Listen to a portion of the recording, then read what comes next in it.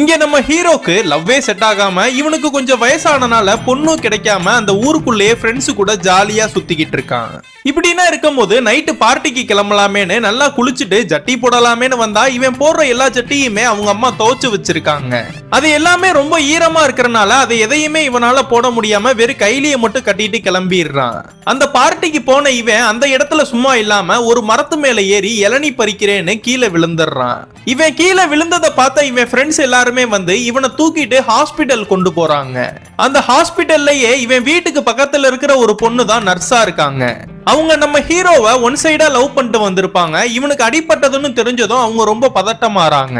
நம்ம ஹீரோக்கும் ரொம்ப பலமா அடிபட்டனால இவனுக்கு எக்ஸ்ரே எடுக்கணுங்கிறதுக்காக இவனை ரூம்குள்ள கூட்டிட்டு போறப்ப இவனோட கைலி ரொம்ப அழுக்கா இருக்கு.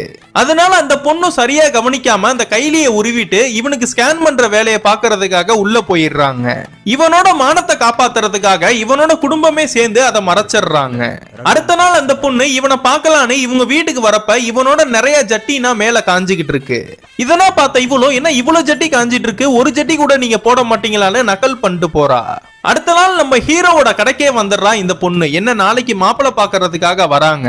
எனக்கு வர மாப்பிள்ளையும் உங்களை மாதிரி கருப்பா உங்களை மாதிரி கடை வச்சிருந்தாலே போதும், ஏன்னா நான் தான் வேலைக்கு போறேன்ல, அதனால மாப்பிள்ளைய நல்லா பாத்துப்பேன்னு சொல்லிட்டு அந்த இடத்த விட்டு கிளம்புறா. அவ என்ன சொல்ல வரானே நம்ம ஹீரோக்கு தெரியாம இவனு கூமுட்ட மாதிரி தலையை மட்டும் ஆட்டிக்கிறான். இவனோட ஃப்ரெண்ட்ஸும் நம்ம ஹீரோ கிட்ட வந்து அவ என்ன சொல்றானே உனக்குனா புரிய மாட்டேது, உனக்குனா ஜட்டி போட்டாலும் கல்யாணம் ஆகாது, ஜட்டி போடலனாலும் கல்யாணம் ஆகாதுன்னு சொல்றானுங்க.